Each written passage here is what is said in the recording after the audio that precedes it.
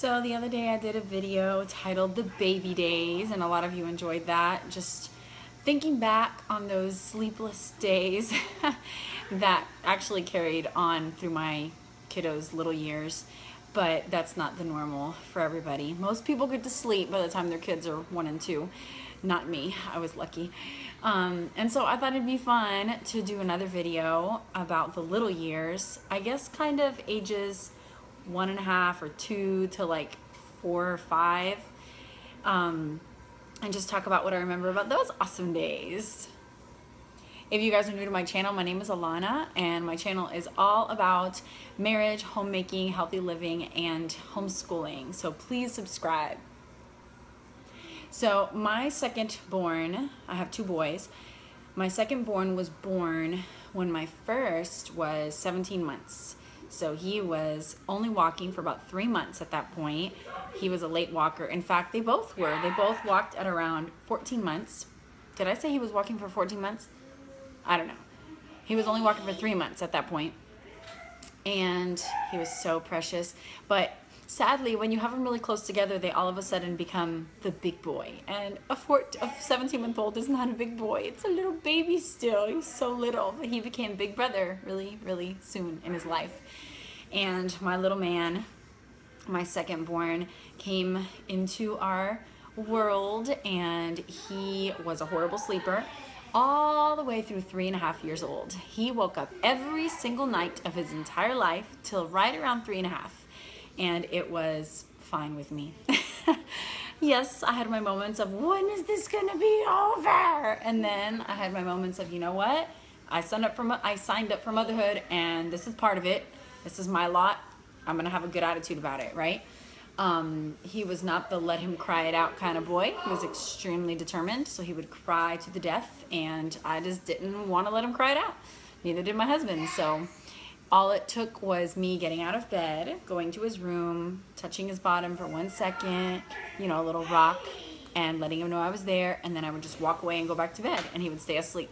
But it was never just, mama. It was always, at 3 in the morning. And the whole family's like, you know, crazy. So that was my 3.5 years with my second born.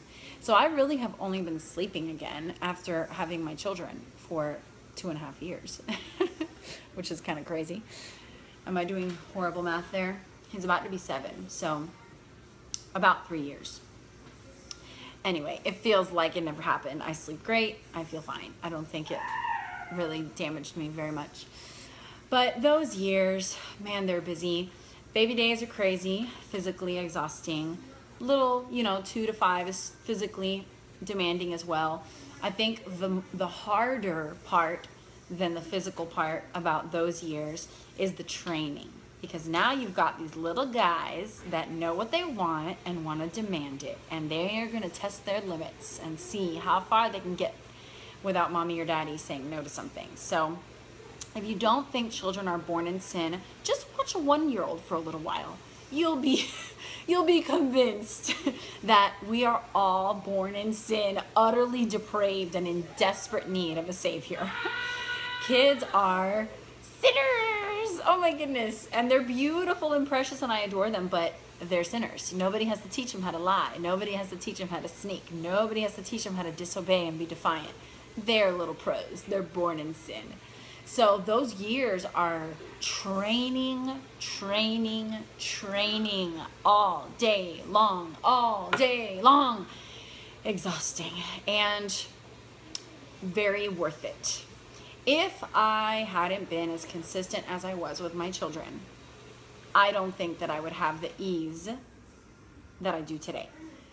Yes, I still have to repeat myself sometimes. Yes, my children still make mistakes. They still get in trouble. They still make bad decisions, but they have a good head on their shoulders. They know what's expected, and they know what's okay and what is not okay with mommy, with daddy, with the Lord, and they care and they want to do the right thing. And overall, in general, they are kind to each other. They are very respectful to us. They are in general, obedient. They definitely get super wacky sometimes because they're boys, so their reason flies out the window and they can't concentrate enough to even listen that you're talking to them or trying to tell them something to do because they're just silly and wacky. I try very hard not to let it get to that point because I feel like it always leads to either an injury or somebody getting in trouble or me getting frustrated. So I try not to let them lose complete control. I let them be wacky and play and be silly, but when I see that it's getting to that level where it's gonna take 20 minutes to come down, it's like, hey, let's stop. This is over. We're not going there. So I just feel like those little years should be utilized for training and consistent training. And when I say training, I don't just mean spanking. Yes, spanking is part of it, but that is not the default. We did a lot of redirecting. For example, this is one of many examples I can give you, but one example is the coffee table in our living room. We were fine with our kids touching, cruising on, playing with, banging toys on. We didn't care. But our side tables, we did not want them to touch them. So when they were babies and they would cruise on the sofa and then get to the side table, we would just pick them up and say, you can play with this table. And that's it. And we trained them that this was the table they played with. And it didn't take long for them to know exactly what was okay and what wasn't. They just didn't go to the side tables. So that was consistent training, no spanking necessary, just training in consistency, and then knowing, oh, this table is allowed, that table is not allowed. And then, so that kind of stuff, you know, the redirection, and then proper responses. If my child was demanding food on his high chair, meh, I would not give him anything until he said, more please, either with, and I mean, this is even before they could speak. Did you win something? They're having 20-minute screen time right now. So,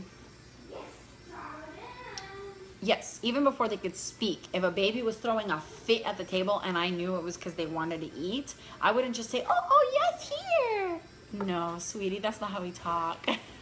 Can you say more please, and they would say more please, and then I would say good job and give them their food. They weren't allowed to demand anything from me. And of course that just carries over through the years. When they're 1, 2, 3, they can't just speak however they want, right? You need to train them, the training years, how to say that correctly. And that is life consuming all day long. So please, thank you. Oh no, that's not how you say that to brother. Let's try again. Creating kind of like a role play situation. Okay, you say what you said. Now you respond the correct way. Good. Now you respond the correct way. Good. So they know exactly what's expected of them. To this day, if they interact in a way that is not kind, I don't even have to do the role play anymore. Now I'm just like, okay, stop. What should you have done instead? And they know. They know. I'm like, well, next time decide that. Instead of living in the flesh, live by the Spirit. And so we can have these conversations today because we've already put that time and work in. Are we done? No, of course we're not done. You know, of course not. But I feel like that, the way that looked, the training years looks different now. Now, at least we can reason and we can talk about things in a deeper level and then bring the Lord and the Word and what it means to honor God into it even more profoundly. When they were little, one-liners is all they needed. They didn't need a speech. They didn't need a huge, long theological lesson. It was simple enough to say, the Lord says we shouldn't lie, prick, on the thigh, you know. Coffee break. LagaresCoffeeRoasters.com. Check out the description box. My husband roasts these coffee beans. Okay, so I see the fruit of my labor, but we're not done at all. We're not done at all. Life is still constantly training and teaching our children and guiding them through this life. But I feel like tantrums are gone forever. Like that doesn't exist in my house anymore and hasn't for many years because we nipped that back in the training years, you know. We never had fallouts or stomping feet. We've never had a child be like, no, to us, ever. Nipped, right when it happened, nipped. And Yeah, we've never had a storming off child because we train them. When mommy and daddy talk to you, you stand right here, you look at us, you listen to what we have to say. We speak kindly and gently to them and encouraging to them. We're not like, you know, we're not their enemy, we're their friend. We love them, we're guiding them through this life and want to help them. And we've been telling them since they were itty bitty, but still can understand that there's two roads, and we are saving them from the wrong road and keeping them on the right road. And one day they're going to be big enough to decide which road they're going to go on, and we're praying and hoping that they will always choose the right road. My husband scared me to death. So I don't really have much to say except if your kiddos are 2 to 5, 1 to 5, those years are so worth putting in the time and the effort to be consistent in your training. You will reap the benefits when they're 6, 7, 8, 9, 10, 11, 12. You will reap the benefits. Of course, my oldest is 8, so I don't know what lies ahead at all. But for now, these years are so amazing, and I do think a lot of it has to do with the time that we put in when they were little. That doesn't mean they're perfect. That doesn't mean they're easy every day. That doesn't mean we don't have really hard moments as a family, that I don't have hard moments as a mother, that my husband doesn't have hard moments as a father, that each of them don't have hard moments as children. Of course, we all have hard moments, but in general, I can see the fruit of our labor, and I am so thankful that we were consistent and that we had the guidance that we did at that time. I will close with this: Shepherding a Child's Heart. Love, love, love that book. I know that I've made videos in the past saying that I stay away from parenting books because they make me crazy. But I am thankful for that book because I don't know, I feel like I owe whatever I did those training years, I owe it to that book. And even though it made me anxious and I couldn't read the whole thing, the principles that I did take from it and the things that I did glean from it benefited us immensely.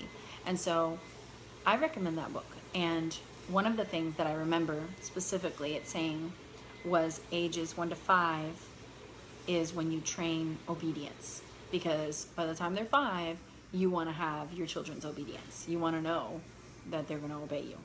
And of course, they're still going to mess up. Of course, it's still going to be hard sometimes, but generally speaking, you've got their obedience. And I could not agree more. There is no formula. There is no formula, but I do think that as parents, we have responsibility, and consistently training our children is not only good for us as parents, but for them. They need that structure, that routine. They need to know how cared for they are. And so, yeah, I would love to hear from you mamas with kiddos 1 to 5 and share any thoughts and ideas and encouragement.